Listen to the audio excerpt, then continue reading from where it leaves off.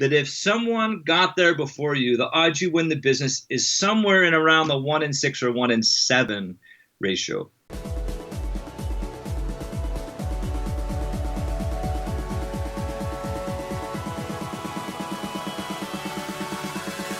Hello Sales Nation and welcome to today's episode of the Salesman Podcast. On today's show we have Craig Elias, who is a sales expert. And on today's show we're diving into what I think is potentially the biggest competitive advantage you have in a competitive market, and that is trigger events, what they are and how we can use them. You can find out more about Craig over at shiftselling.com. Everything we talk about is available in the show notes to this episode over at salesmanpodcast.com. With all that said, let's jump in to today's episode. Hi, Craig, and welcome to the Salesman Podcast. Well, thank you very much for having me. I'm excited to have you on. I'm excited to talk about trigger events. I think it is an underutilized tool in the world of B2B sales, and you're the clear master at this, so I'm keen to get your insights. And so I'm going to ask you just a super open-ended question, and I know you're going to crush it with this first answer, and we'll see where we go from it. But what is a trigger event? So a trigger event is something that makes one day in a customer's life completely different than the day before. And it either creates demand for what you have, it gives people more time or money to look at what you have or to buy it, or it's something that helps people justify the purchase to other people. And how big a scale is this? Is this that one day of, holy heck, we've just been acquired, or holy heck, our biggest competitors just shut down? Or is it, I'm not having a great day today, and so I'm probably more susceptible to solving some of my problems if someone talked to me and could align their message with that? So I think there's a big difference between what's called a trigger or an event and a circumstance. And if you wake up one day and you're a little bit heavier, grayer, older, richer, poorer, your stock price is a little bit lower, that's not enough for this to become a priority and for you to have a whole lot of interest. Your day has to somehow fundamentally be different. Now, I look at this purely from the perspective of people that are in one of three different buying modes. The first one's called status quo. So they're happy with what they have. They see no reason to change. In this case, their expectations are less than or equal to the performance of what they get today. The other end of the spectrum are people that are actively engaged in a process of searching for alternatives. These are the people that are unhappy and they're doing something about it. And the mistake is that a lot of people pursue these opportunities thinking these are, what I want to say, high potential opportunities. But the data basically says that if someone got there before you, the odds you win the business is somewhere in around the 1 in 6 or 1 in 7 ratio. The secret is to get to somebody in between status quo and searching for alternatives. And that's what I have for the last 15 years now been calling a window of dissatisfaction. This is when somebody is unhappy with what they have, but they're so busy searching for alternatives with different things, they've not gotten to this problem yet. And the data basically says you're 5 times more likely to get someone as a customer if you get in first as soon as someone has that first event and puts them in this window of dissatisfaction. So this is fascinating because it seems like to uncover this window of dissatisfaction, if that's the word, dissatisfaction, yes. When you discontent is what a copycat tried to call it one day. But to uncover this, you've got to actually be a real human being searching the market, having a network feeding you information back and forth, and you're not catering to that individual that has filled in a form on a website or has rung up for more information or has put their hand up in some way. And so how do we uncover whether they are in this window of dissatisfaction? Because this seems like a massive differentiation between what marketing is doing, perhaps, of being reactive and then on a higher level doing consistent branding, and where salespeople perhaps lie of they can uncover these individuals, spend a bit of time with them, give them content, influence them, and then close a deal. And as you said, get in there before anyone else. So I do agree that there is some personal piece behind this, but there's also some things you can do from a form fill perspective. So let me answer the form fill question first, because I think that's relevant. The data basically says, and this is MIT's research, if someone fills in a form in your website, you have basically 5 minutes to call that person back. If you don't call them within 5 minutes, then you may as well not bother. The data says you're 900%, so 9 times more likely to actually talk to that person if you phone back in 5 minutes or less. But you can't call and be a salesman. Are you ready to buy? Are you ready to buy? Are you ready to buy? So there are some key questions I think people should always ask when they follow up on a form fill. And for me, the 3 questions are really simple. First question is, did you get the email that has the content or link to the content that you were trying to get? As if they didn't get it, you can check spam filters or you can resend it. But did you get it? That's the first question. I'm not selling yet. You're not defensive, right? My second question is, when you heard about this or read about this, what resonated and made you say, hey, I should go check this out?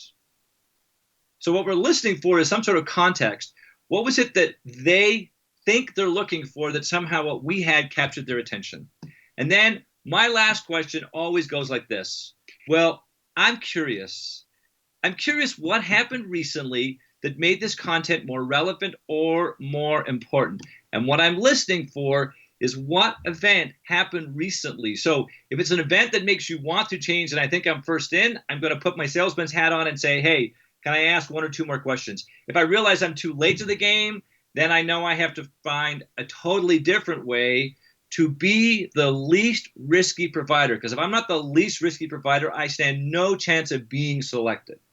So that third question really helps me understand. Do I go, hey, Will, I really appreciate your time. Call me back if I can be of any help.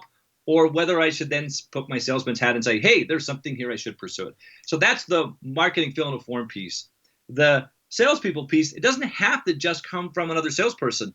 There are things you can do online that very easily tell you when there has been an event. And one of the best events is a change in decision makers. So whether you used a saved search on LinkedIn or use a Google alert that says appointed VP operations or something of that nature. Let's just, sorry to interrupt here, Craig. Tell us how, not because there's tutorials out there that will show us step by step, but just explain this Google alert side of things for a second, because I have a Google alert on my own name so that when people write about the podcast, I get an email, I get to go and then comment on that post and they like the fact that I'm paying attention to things. But a lot of the audience perhaps might not understand what Google Alerts are or how to implement them. So I just don't want to gloss over that because this is a real practical tip that the audience can take away from this. So you can go to Google, type of Google Alerts, and then you then just say, alert me, send me an email whenever this phrase shows up on the internet. So you can then do some constraints, I think, by geography or by industry, but you want something around someone who just got a job as let's say you're focused on VP of operations. So you would put between quotes, appointed VP operations or appointed vice president operations. And you put that between quotes. And then you get emailed every time that is found on the internet. Now the data basically says, so there's 2 pieces of data which I'm going to combine into one. The data basically says that, how does it go? 40% of all decision makers that are new in their role will make $1 million worth of decisions in their first year. So think of VPs or higher, $1 million, 40% of them are going to make $1 million worth of decisions within their first year. Now, of that 40%, 80% of them do it in the first 90 days. So basically, 32% of all decision makers are going to make $1 million worth of decisions within their first 90 days. So knowing when someone's new in their job is key. Now, what's interesting is this. When I did some research of VPs or higher and LinkedIn profiles, how long do you think it takes the average VP to update their LinkedIn profile once they get a job? Well, I've done this, clearly not in a VP position, but even when I started the podcast, it took Vivica von Rosen coming on the show a year into me doing the podcast for her to give me an arse kicking and tell me to update my LinkedIn profile. So for someone as busy as a VP, 6 months, a year maybe, I don't know. Close enough. 141.6 days is what my research says. So you can't, granted there are some VPs that will do it sooner, but you can't rely on that to be your only tool. And that's why I like doing a Google alert, appointed VP operations, appointed vice president operations, because the data that I crunch says that the average press release goes out 18.1 days after someone's new in that role. So leveraging these press releases as well as what's on LinkedIn then helps you get to those decision makers sooner in the process and put your solution on their radar screen. So let's get, again, super practical about this, Craig, of we see this alert pop up. We know that someone within our vertical, within our territory, region, or however it's defined, they've just got this new role. Perhaps we had let's say we didn't have any relationship with the person prior to them. So this is a totally new account that we've got the potential to break into, and we're excited about it. We get this email, we get this shot of dopamine, and we're kind of get a round up, and we're super excited about taking that first step in that communication. What should that first bit of contact be? Should it be a congrats on the role? Should it be a straight sales pitch? Should it be leading with some kind of insights that might help them in their new role, perhaps? Some kind of content? What's the best way to reach out and start that conversation? So I call it a 7-second sale. You basically have 7 seconds to say something so compelling. The other person asks the question, how do you do that? Now, Seth Godin says, if you can't describe what you do in 8 words or less, you don't know what you do. And this for me is critical. And this is this is actually what kills most sales opportunities. Most opportunities die within the first 30 seconds. You either tell them what you do by using nouns and they say, oh, I've already got someone who does that. Or you describe what you do by using verbs and they ask the question, how? So I'll just give you some examples. Imagine you're a brand new VP of finance. And I pick up the phone and go, hey, Will, my name's Craig Elias, and I have a really simple way to eliminate inventory write-downs. What are you going to ask? You're teeing me up to be intrigued and say how. Yeah, exactly. Or if I said that I can cut your receivables in half. Same. You don't know what I do. You just understand the value of being my customer because I'm using verbs, not nouns, that describe the outcome, which then captures your interest in what I do. And you just touched on something else here as well. When we get this opportunity, when we see this opportunity, when we want to take advantage of it, are we emailing? Are we 100% just getting on the phone and getting in there quick and having a real life conversation? What's the best way to approach the individual when, again, they're in this very busy time with the first 90 days? Good question. A lot of the people out there will say, don't call, don't call, don't call. Send them an email first, see if they're interested. I'm like, don't be a coward. Pick up the freaking phone. Call that person. Because here's what happens. Nobody phones anymore. And people are like, oh, they don't answer their phone. I go, bullshit. The data basically says that 75% of decision makers have taken a call, right, and attended an event or seen a demo based upon that call. And that 70% of decision makers actually want you to phone them in advance. So when you email somebody, they're like, oh, I'll get to that later. But later usually ends up being what? It's especially in this busy period when they're probably getting spammed via email. It's probably never going to happen, is it? Never. It's exactly. They go later. Later equals never. I'm amazed what happens. You just pick up the phone, and if they don't answer, you'll leave them a voicemail. And the data basically says, even if they're interested, they're busy.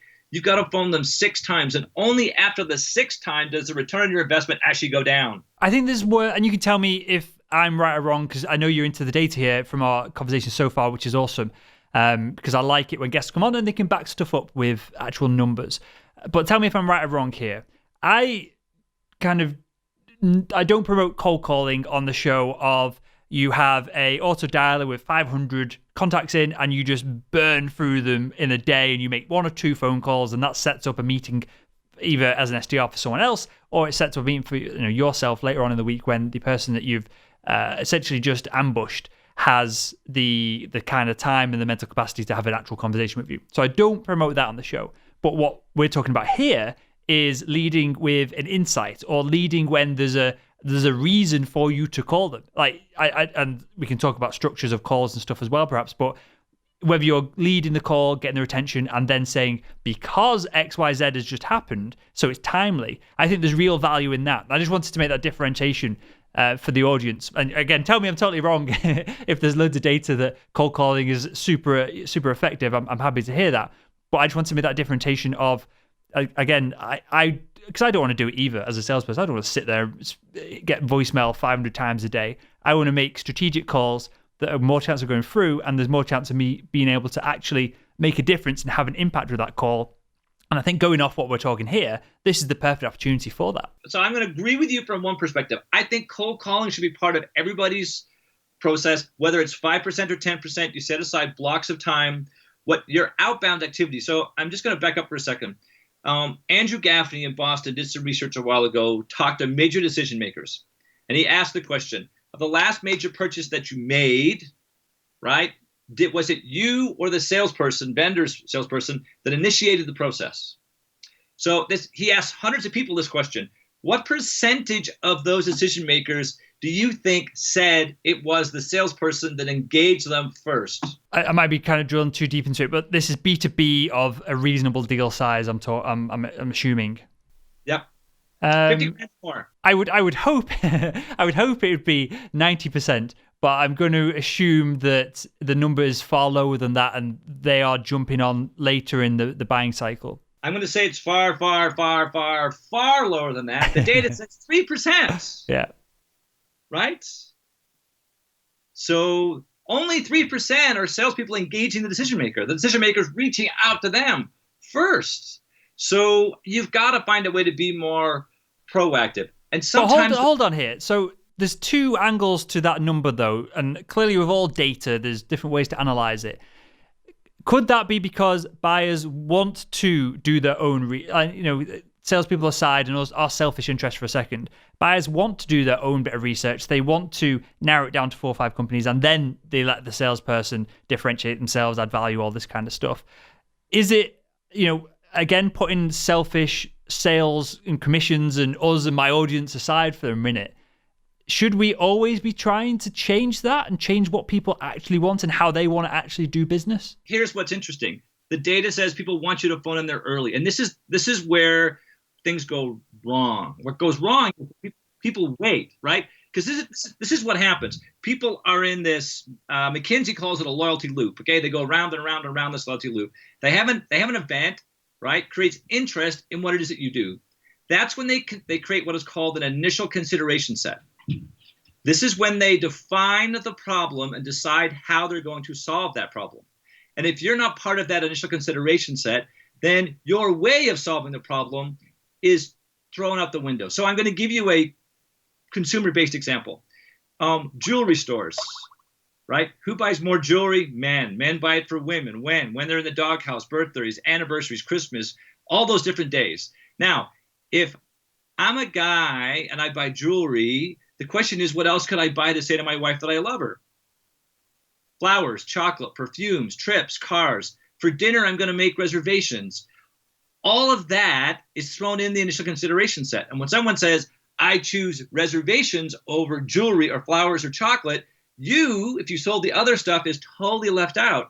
So you've got to get in there first to help them define the problem and then decide what's the right way to solve it. Like in my world, people come to me and say, my reps can't close. And I'm like, it has nothing to do with closing. Your reps can't close because they suck at prospecting and they're lousy at qualifying. And if they don't believe that, then I can't help them. I'm purely on the front end. Like even in my own LinkedIn profile, I think I have 1,100 recommendations for lead generation alone, because that's where it all starts. Closing is just a byproduct of the right people in the right place and saying the right things. For sure. And I just want to clarify something here, because I'm not sure your thoughts on it, and your thoughts are more important than mine, clearly, as the expert on the show. Are you saying that cold calling is useful when you just get a list of every VP of sales within the country or whoever you're targeting, and every day you just spend an hour every morning, which is reasonable, and you just go through them over and over and over and over? Or are you saying that we should narrow down that focus and pre-qualify them to a certain extent by only going after people that are in this window of dissatisfaction, or both? Yeah, so I'm going to say both. So I've got an hour a day I'm going to set aside. If it turns out on this day I have half an hour to spend calling people that are high probability, do that first. But I want to make sure that I'm always spending at least an hour a day doing outbound. The rest of the group, I think we need to ask a question that probes for dissatisfaction. Hey, Will, Craig here. Has anything happened recently that makes having reps do a better job of prospecting become more important or more urgent? No, because if there hasn't been an event, they're not going to change their behavior. So I'm probing for an event. It's all, hey, great. When should I call back and see if it changes? Phone me back in 6 months. Now, this is when a salesperson doesn't do what they're told. Instead of phoning back in 6 months, they might ask, what makes you say that? Oh, it's on my list of things to do. When someone says, phone me back in 6 months, because that's when I'll be doing something with it, these are actually the best prospects. The problem is that most reps go, oh, I'll phone you back in 5 months. Really smart. But when you phone them back in 5 months, what's happened? Are salespeople too soft? I know this is a massive, a difficult question to answer because clearly we're talking about such a wide and broad subset of individuals. But are we just too soft? Are we happy to call people back in 6 months? Are we happy to send them an email rather than give them that call? The vast majority of salespeople, I'm going to use a big word, and I don't mean it, but the vast majority of salespeople are cowards. They're afraid to ask that one last question. Like when a customer asks you a question, as far as I'm concerned, you should never answer that question. You should ask a question back. And the question back should be, what makes you ask? Does it come in blue? What makes you ask? Right? But just something, because what you're trying to understand is the context and the emotion behind this problem. And if you're stuck at first order questions and you're not digging deeper to ask second or third order questions or using pregnant pauses or paraphrasing what they last said, you are missing the golden nuggets. So don't be afraid. What's the worst thing that happens? Someone says no. No doesn't mean never. It just means not today. So the short answer to that question is yes. I can see this in my experience in sales as well. Of when I first started, I've told this tale on the show before, so I won't dive into it. But my very first medical device sales job, my very first day, my manager sat behind me and was like, here's a list of customers or a list of surgeons I want you to meet. He said he's half teed up the meeting. You do need to just phone them and get into contact with them. I hesitated on that first call for 15, 20, 30 minutes doing research about the surgeon, about the hospital. And of course, then I rung and it went to voicemail anyway. So it was a total waste of time. And then after 2 or 3 calls, and I'd spoken to a couple of people, my sales manager buggered off. So he was literally just there to make sure that I wasn't scared of talking to people on the phone.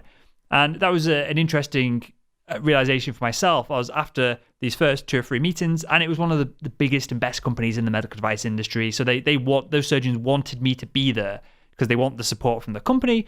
And so this was a massive paradigm shift in my own mind of I'm not pestering or chasing or annoying these people. If I'm, well, it was as simple as that I had the latest endoscopes that they wanted to play with, the latest toys for these surgeons. And so they wanted me ringing them, wasn't pestering at all. They were super excited after 2 or 3 minutes on the phone to have me there. And that changed my paradigm of all this cold calling and warm calling and however you want to describe it. You're adding value to someone's life. And if you don't have enough faith in what you do and the value that you bring, go find a way to solve that problem first, because then you'll have the confidence, right, as well as the confidence to pick up the phone and call anybody. And my argument is the higher the better, because what I've learned is VPs will make a decision like this. Okay, if you're down the org chart, it takes a long time to get up. And if you're at the top, sometimes the problem's not big enough. They won't actually, you're like, you know what, it's this small a problem, go away. What are some more trigger events, Craig? And I think we'll wrap up the show with this, because clearly there's unlimited that we could potentially go through. But what trigger events are there specifically that allow us to get in the gates first and to make that first call that we've been discussing? Best one is a change in jobs. Second best one is a change. So a change in jobs isn't a change in a decision maker. Okay, so someone who's doing the role. So the data basically says 34% of those will make big decisions right away. The other one is a change in your competitors. So the data I've seen, I think it was by Chatham Partners, is something like, if I remember the number, I think it was 31% of all vendor changes are triggered by a change in account managers. So knowing who's your competition, right? And knowing when that person leaves, because you and I have this relationship. And if I screw up, but I'm not going to do it often because I understand your expectations. If I screw up, you phone me and say, Craig, fix this, right? But my replacement comes along, doesn't understand those expectations, doesn't have a relationship, screws up, you don't complain, you go to somebody else. So that's the second one. The other thing is, as soon as one company does something, very often its competitors or competition does something else. So I had a chance to do a really cool event for a company in Chicago, and they brought some of their biggest customers and best prospects into a Michelin-rated restaurant, and I did a custom event just for them. And in this dinner, I met a VP that used to work for Citrix. And he told me one day that all of a sudden they've spent $45 million on McKinsey Consulting. He says there was no event. And I'm like, no one spends $45 million without some compelling reason that all of a sudden someone says, oh, crap, I need to do something. And it took me about 20 minutes. And near the end of that conversation, here's what I realized. Their biggest competitor was VMware. And it turns out that VMware had recently announced they got to $500 million in revenue, and all of a sudden the CEO of Citrix went, oh crap. And so they're always there. We just need to know what they are. So those are the three big ones. And this is the mistake that people make. They go, oh, I got like 28. I'm going to go focus on all 28. But you get so many, you don't know what to do. And it's more noise than signal. I say focus on a few key ones and just go chase those opportunities based upon those. Even a job change. Like one job change is not one opportunity. One job change is 4 opportunities. Got a guy named Will. Let's pretend he was a customer. So 4 opportunities. Will go somewhere. First opportunity, where did he go? If he bought from me in the past, odds are he'll buy from me again. Second opportunity, who did Will replace? That guy or that gal has gone on to a new company, more money, more authority, more influence. Talk to that person. Who replaces Will, right? So maybe you had a little bit of business, but now you want more. And then you go talk to Will, and the first question you should always ask is, where did you come from?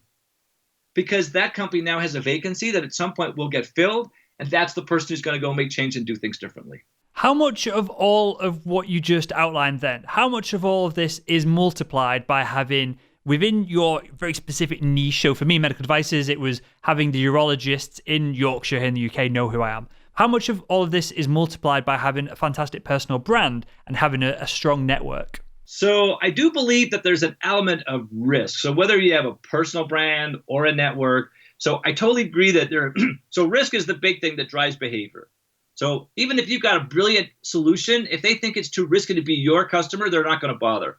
So having a relationship mitigates the risk. So there's different kinds of credibility. Relationship credibility is the first one, right? They know you.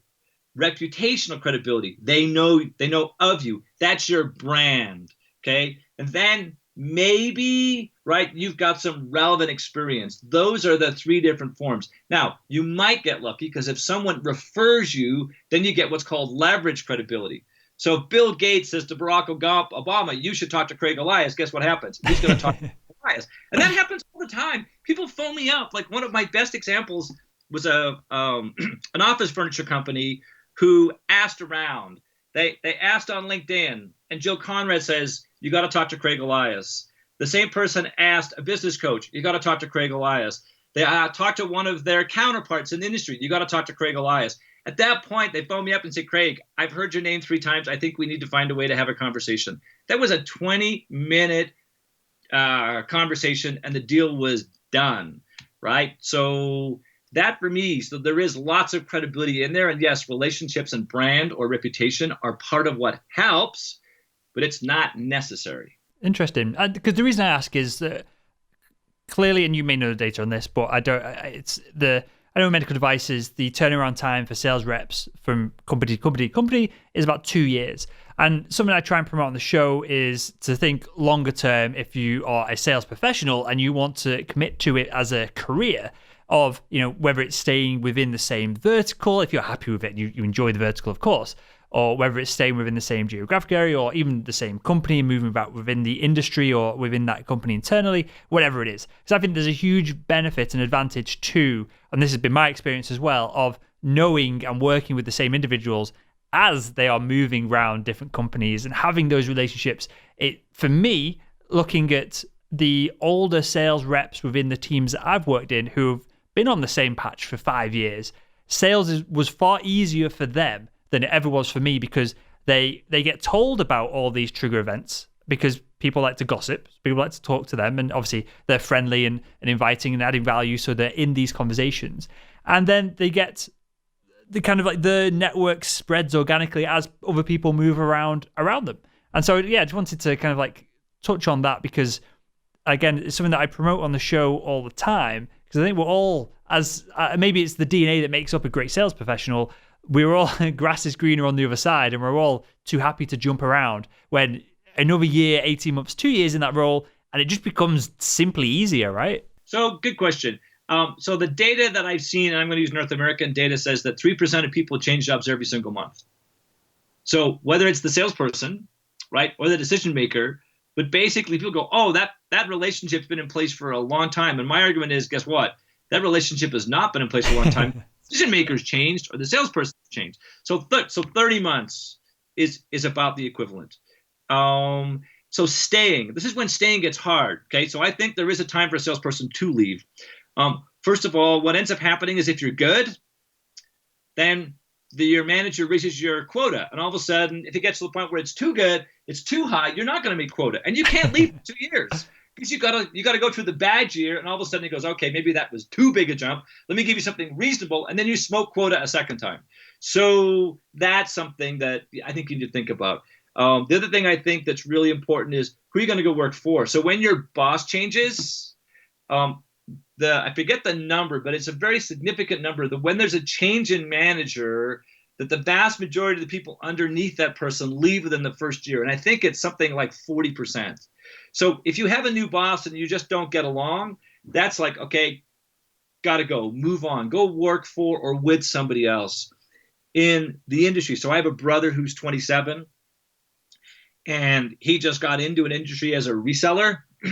And he's building all the relationships with all the manufacturers reps because he knows the best place for him to go is to go to work for one of the manufacturers. So I do think sometimes it is greener on the other side, but there has to be a reason to leave. And if it's just because things are stagnant, that's hard. But if there's been a change in manager or a change of other stuff, sometimes it's just the right time to get up and go. And especially if you recently smoked your quota and have a really good resume as a result. For sure. And I'll give an example of this, which I've talked about on the show before, but it's super aligns with what you just described there, Craig, which is why I'm going to mention it. I like this. I like the way you said that. I smoked my quota with one medical device company. I had a new manager. He was a complete arsehole. And so I moved over to the biggest competitor. And because England's so small, I was dealing with most of the same surgeons. It was different hospitals that I was dealing with, but the surgeons were moving around. So I kept a lot of the relationships that I had. And obviously, because I had smoked quota, I got a higher base salary. The targets were always uncapped. And the territory I moved to strategically was a really poor performing one, and because I'd competed with this rep in the past who was a terrible rep who was on there before and so I knew all this kind of background data. So I went on, crushed that territory. First year did really well, and then what happened? Literally, what you described happened. My target went up to probably where it should have been, and then I always kind of just hit target then for the next 3 or 4 years before I left to do the Salesman Podcast and everything that we're doing here. So it's interesting how I did all that by fluke and chance as opposed to much calculation. But it was interesting that what I did kind of aligned with how you described we should be doing things. And I just want to add some of this conversation because I think you hit on something that is really important. Sales reps change jobs on a regular basis, right? And when you take over from somebody else, there are, I think, 3 key questions you can ask that really set you up for success. And I was a senior sales guy living in Western Canada. Would get parachuted into company, given the biggest account, say, go solve this. These are the 3 questions I think every sales rep should ask every key contact at every existing customer that they've got, because again, we know that 31% of your customers are going to defect to somebody else based upon that change in relationship. So here are my 3 questions. My first question always is, what did my predecessor do that I should keep doing? Because they probably did something really well. Second question is, what does my competition do that I should start doing? So if I want to take business from the competition, I have to be at least as good as them, right? So what did my predecessor do that I should keep doing? What does my competition do that I should start doing? And then my favorite question is, what does nobody do that you wish everybody did? And you learn these golden nuggets. And then what you're doing is you're raising the expectations of that decision maker. And all of a sudden, when they become unhappy, you're the person they're going to go to first. So whenever you take over a territory, those are the 3 best questions to go ask the most influential people in every one of your accounts to make sure you keep and grow the accounts that you've been given, and then go get more. I like this. I didn't ask those questions. They're far more intelligent than what I was asking. But I did, every time I've shifted sales jobs, I used I probably describe it as the new boy card of, hey, I'm new to the territory. You use some of our products. And I used this new boy card for about 2 years into that final medical device sales role, as I was using it as an excuse to just get in front of absolutely everyone. And again, that's an underutilized tool because we don't want to be the new person. We don't want to look silly and look amateurish. But as I said, I used that to get in doors that had never been opened by the company I worked for before because I had such strong relationships with the competitor. And with that, Craig, I want to wrap up with this, mate, because we've talked about something here that very rarely comes up on the show, but might be a total game changer. And this might dictate where I go with future episodes on this kind of stuff as well. Of most of the guests that come on the show live in this, I don't know whether it's a fantasy, and I don't know whether it's it's a good thing or a bad thing. You can give me your insights. But they have the perspective of, if you're the best sales rep, if you've got the best products, if you're adding value, if you're doing all this good stuff, you will have success. It's just got to happen. Whereas on today's episode, we've been talking about lining ourselves up against the competition and being intelligent about what the competition are doing and leveraging their mistakes. Is this something that we should be doing more of and spending more time focused on? Because as I'm saying this, as I'm verbalizing it, it seems like there's only two ways to win new business. One, when there's a new opportunity that no one's got in front of, where clearly we want to be the first one in there. And then two, stealing it away from our competitors. Are we focused enough in the sales industry on doing just that? So I want to be very careful. I want to focus on stealing from the competition. Taking business from someone who does the exact same thing that you do is really hard. But taking business from someone who solves the same problem but does it a totally different way creates far more opportunities. Bubba Page did some research, basically says 40% of your customers are unhappy with your competition, not competitors, competition. So there's a large group of people that are unhappy. So that's one piece I think is really important. The other piece that's really important is this comes out of I think it was a July-August 2012 edition of Harvard Business Review. There were some folks from McKinsey that said focusing on the people that are more likely to buy from you through some sort of targeting or focusing like this will double your growth rates. So the rest of the people that are unhappy, yes, I get building a relationship is relevant and valuable at some point, but in the short term, that relationship gets built better when you go solve someone's problems and help them realize there's a different way to solve the problem, and you make them look like a hero. So I'm far on this side of go focus. The more focused you are, the more lucky you are going to be. Yep. And let me just clarify this. And I've got one final question to ask everyone that comes on the show, so I'll ask you that in a second. But when you say we solve the problem differently, are you saying that your product versus their product is different on this kind of features and benefits level? Or are you saying you as an individual can add value in a different way than what your competition can? I'm saying my solution to your problem is better than the solution that you have today based upon 5 factors. It's called RIPES. Risk avoidance, right? Image, make themselves look better. Productivity, expenses, simplicity, or speed. So if you pick those 5 things, but focus on the competition. When Southwest Airlines started in Texas, it did not compete against other airlines. It competed against people that drove between these major cities. So that's the competition. Figure out how people are dissatisfied with the competition.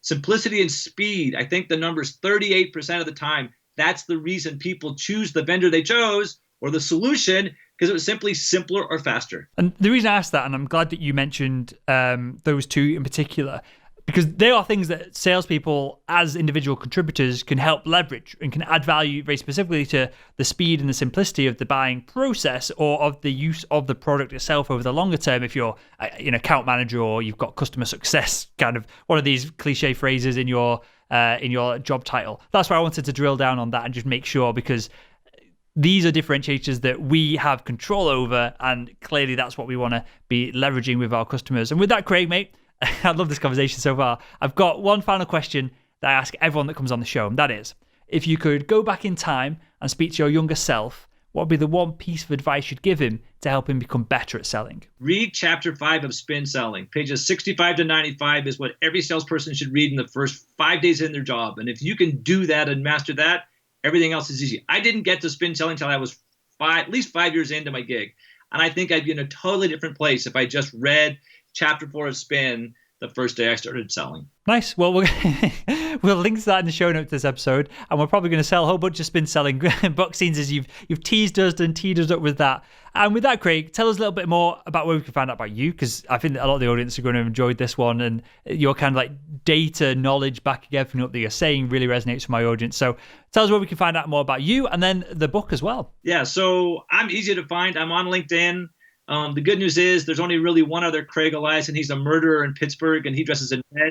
I'm in orange. If you type in Craig Elias, find my LinkedIn profile. That's my cell phone number on my LinkedIn profile. Call or text if you have any questions.